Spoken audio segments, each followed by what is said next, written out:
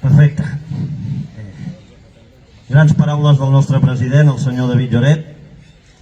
Tant de bo fos més conscient del seu valor com a persona i com a nacionalista davant de determinats altres líders de partits que no li arriben a la sola de la sabata, ni ideològicament ni personalment.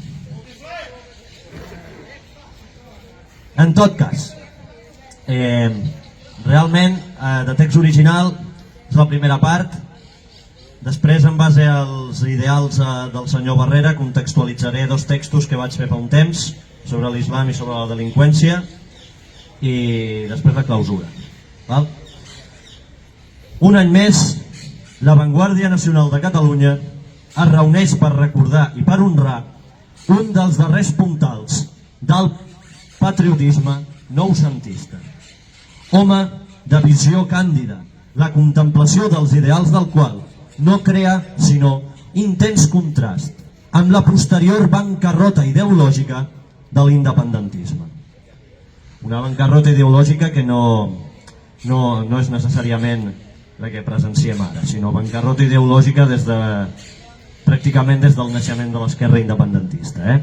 Des d'aquesta victòria de l'ideologisme per sobre de la catalanitat fa referència a això. Heribert Barrera fou en acció i en pensament un nàufrag colpejat pels vents i per les corrents d'aquest marxisme cultural que ha destruït ni més ni menys que el llegat de 2 segles de lluita catalanista. Home de conviccions autèntiques en el sentit més estricte, en tant que verament nacionalista i, recordem, verament socialista, s'erigí com a defensor a ultrança ambdós del dret dels catalans a existir tan sols pel mer fet de ser-ho i de la dignitat d'unes classes populars al nivell de vida de les quals ja aleshores era amenaçat pels patriarques de l'actual wokisme. Nosaltres, senyors, som aquí avui perquè som identitaris i honrem la figura d'Heribert Barrera perquè som identitaris. Entenem que Catalunya, lluny de ser una entitat elevada, és una realitat quotidiana, perceptible en la idiosincràsia dels seus habitants. Entenem que la catalanitat és, abans de res, una actitud.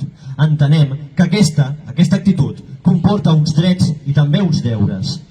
I així, seguint la petja d'Heribert Barrera, ens alcem com a defensors del dret inherent que les classes populars catalanes, aquelles de les que ningú se n'en recorda mai, tenim a viure, el dret que tenim a viure en plenitud dins la nostra pròpia terra, quelcom tan absolutament senzill. Així, fem nostra, com no podria ser de cap altra manera, la causa contra la delinqüència i també la causa contra l'islam. I què en podem dir de l'islam?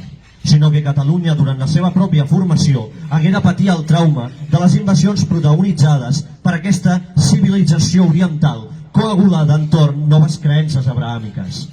Massa temps hem hagut d'observar discursos segons els quals la lluita contra l'islam fou merament un conflicte d'elits. L'aristocràcia dels dos costats acostumava, de fet, a establir relacions cordials la immensa majoria de temps, amb el qual aquest argument queda desbancat.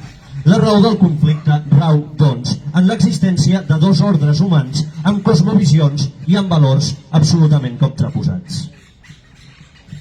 Així, de la mateixa manera que Leònides, enfrontant els perses en la frontera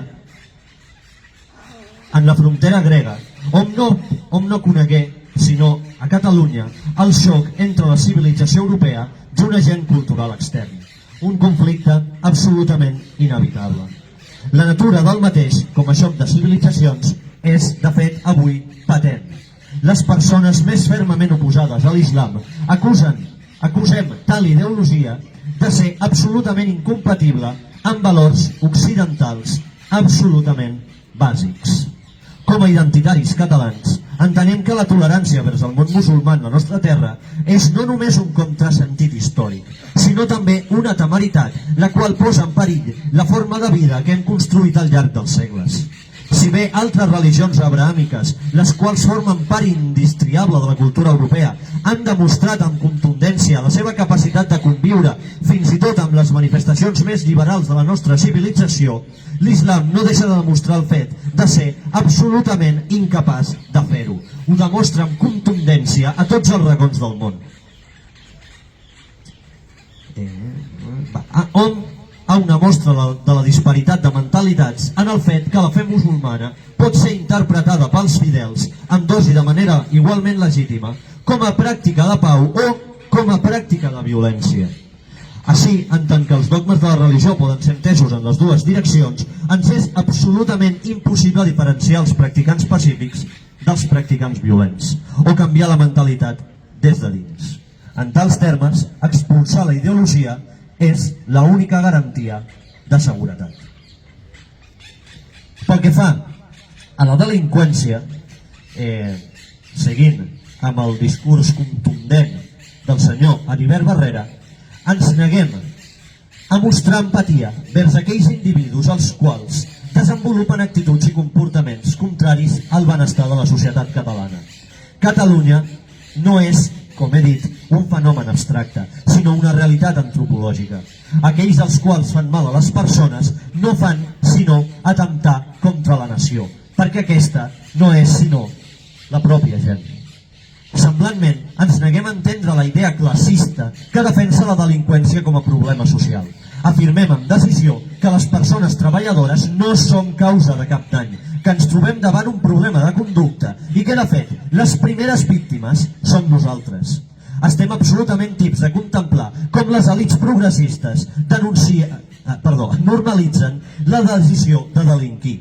Absolutament tips de contemplar com insulten la immensa majoria de persones treballadores, les quals no han fet mai cap delicte, i es neguen a castigar aquells als quals ells, tancats en les seves torres de marfil, sovint no han de suportar.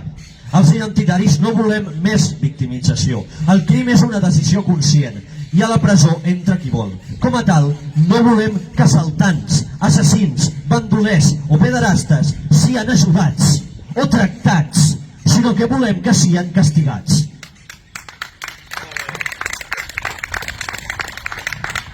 Així, contra les ones i contra les marees d'aquells que volen una catalanitat absolutament dòcil i uns catalans conformats amb les migues del govern colonial, els identitaris seguirem i continuarem, malgrat els atacs i malgrat els insults, impregnats de l'orgull com a classe obrera, de l'orgull com a catalanitats perfectament conscients del nostre llegat històric.